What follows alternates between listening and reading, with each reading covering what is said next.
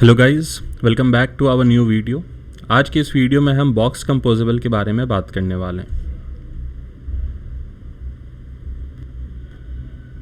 सबसे पहले इसकी डेफिनेशन देख लेते हैं।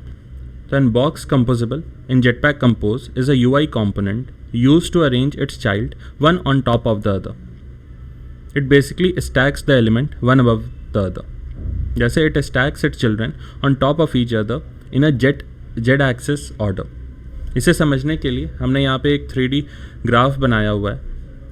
आपको ये पता है कि जब भी हम रो कंपोजेबल का यूज़ कर रहे होते हैं तो उसमें जो भी चिल्ड्रन होते हैं वो अपने पेरेंट कंपोजेबल से हॉरिजॉन्टली अरेंज हो जाते हैं।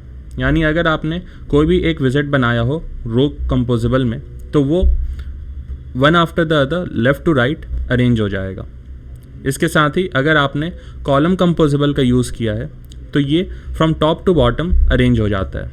ठीक उसी तरीके से हमारा एक जेड एक्सिस होता है।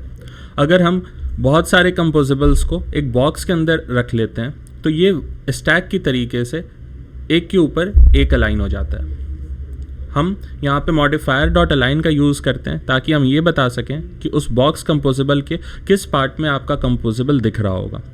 फॉर एग्जांपल आप उसे टॉप में, बॉटम में, सेंटर एंड में, सेंटर स्टार्ट में, इस तरीके से करते हुए आप अलग अलग जगहों पर उस कंपोजेबल को बॉक्स के अंदर प्लेस कर सकते हैं। आइए इसके बारे में एक कोड स्निपेट देखते हैं और उसके बाद चेक करते हैं कि वो स्क्रीन पर कैसे दिखेगा। कोड एग्जांपल 1 में हमने एक बॉक्स कंपोजेबल बनाया है। उसे एक 200 TP का साइज़ दे रखा है ताकि हम उसके अंदर जो भी कंपोजेबल हैं उसे ठीक से देख सकें। हमने उसे एक येलो बैकग्राउंड दे रखा है। अब इसके बाद आप ये देखेंगे कि बॉक्स के अंदर दो चिल्ड्रन हैं, बटन 1 और बटन 2। बटन 1 और बटन 2 दोनों में ही कोई भी ऑन क्लिक फंक्शनैलिटी नहीं रखी है और कुछ भी कोड को कॉम्प्लेक्स करने के लिए कोई भी एक्स्ट्रा बॉयलर प्लेट कोड नहीं लिखा है। बस एक सिंपल सा बेसिक मिनिमल सा हमने बटन बनाया है। अब यहाँ पर आपको ये लग रहा होगा कि आपके जो बटन 1 और बटन 2 हैं वो अरेंज होने वाले हैं, मगर वो क्या हॉरिजॉन्टली प्लेस होंगे या क्या वो वर्टिकली प्लेस होंगे या क्या वो स्टैक के तरीके से प्लेस होने वाले हैं। अब हमने क्योंकि यहाँ पर बॉक्स कंपोजेबल का यूज़ किया है तो जाहिर सी बात है कि हमारे दोनों एलिमेंट्स स्टैक के फॉर्म में प्लेस होने वाले हैं। यानी कि पहले बटन 1 आएगा, वो स्क्रीन पर प्लेस हो जाएगा, उसके बाद बटन 2 उसके ठीक ऊपर आ जाएगा। तो हम अपने मोबाइल फ़ोन में बटन 1 देख ही नहीं पाएंगे क्योंकि वो ओवरलैप्ड होगा और उसके ऊपर बटन 2 आकर प्लेस होने वाला है। क्योंकि इन दोनों के ही साइज़ में कोई डिफरेंस नहीं है, हमने कुछ भी एक्स्ट्रा कोड नहीं ऐड किया है, दोनों ही आइडेंटिकल बटन्स हैं with a very minute change कि एक का नाम बटन 1 है और दूसरे का नाम बटन 2 है।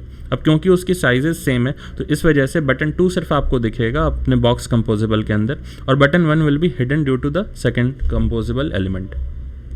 आइए अब स्क्रीन का व्यू देख लेते हैं। यहाँ पे हमने एक 200 DP साइज़ का एक बॉक्स कंपोजेबल बनाया था। यहाँ पे हम बटन 1 और बटन 2 दोनों को ऐड कर रखे थे, लेकिन आपको अपने स्क्रीन पर सिर्फ बटन 2 ही दिख रहा है। इसके बाद आगे बढ़ते हुए देखते हैं कोड एग्जाम्पल 2। यहाँ पे भी हमने एक बॉक्स कंपोजेबल बनाया है, उसे भी येलो बैकग्राउंड और 200 का साइज़ दे रखा है। इसमें हमने दो टेक्स्ट रखे हैं और मॉडिफायर डॉट अलाइन का यूज़ करते हुए एक टेक्स्ट को एग्जैक्ट सेंटर पे रखा है और दूसरे टेक्स्ट को बॉटम के एंड के तरफ रखा है। यानी कि हमारा जो बॉक्स होगा उसके एग्जैक्ट सेंटर पे, both vertically and horizontally centre पे हमारा सेंटर नाम का एक टेक्स्ट दिख रहा होगा और दूसरा जो टेक्स्ट है बॉटम एंड वो आपके राइट हैंड साइड बॉटम पे दिख रहा होगा क्योंकि हमने यहाँ पे बॉटम एंड का इस्तेमाल किया है। आइए देख लेते हैं कि ये किस तरीके से स्क्रीन पर डिस्प्ले होंगे। तो ये कुछ इस तरीके से दिख रहा होगा। पहले हमारा एक बॉक्स कंपोजेबल जो कि येलो कलर और 200 साइज़ का है, उसके एग्जैक्ट सेंटर पे पहला टेक्स्ट है और उसके बॉटम एंड की तरफ हमारा एक दूसरा टेक्स्ट है। इससे ये हम समझ सकते हैं कि जो बॉक्स कंपोजेबल होता है उसके अंदर के एलिमेंट्स बिल्कुल भी एक दूसरे पर डिपेंडेंट नहीं होते हैं। रो और कॉलम में हमारा जो दूसरा एलिमेंट होगा वो पहले एलिमेंट के रेस्पेक्टिवली रहेगा। जैसे कि रो में वो हॉरिजॉन्टली अलाइन होते हैं और कॉलम में वर्टिकली अलाइन होते हैं। लेकिन यहाँ पर आप ये देख सकते हैं कि मोबाइल स्क्रीन पर जो बॉटम एंड है वो टेक्स्ट आपके सेंटर वाले टेक्स्ट से किसी भी तरीके से रिलेटेड नहीं है, वो डायरेक्टली अपने पेरेंट्स से रिलेटेड है और अपने पेरेंट्स से अलाइंड है। So that's all for today's video. I hope कि आपको ये वीडियो पसंद आया होगा। इस वीडियो को लाइक करें, चैनल को सब्सक्राइब करें और कमेंट बॉक्स में ज़रूर अपने फीडबैक और क्वेरीज मेंशन करें। Thank you, have a nice day.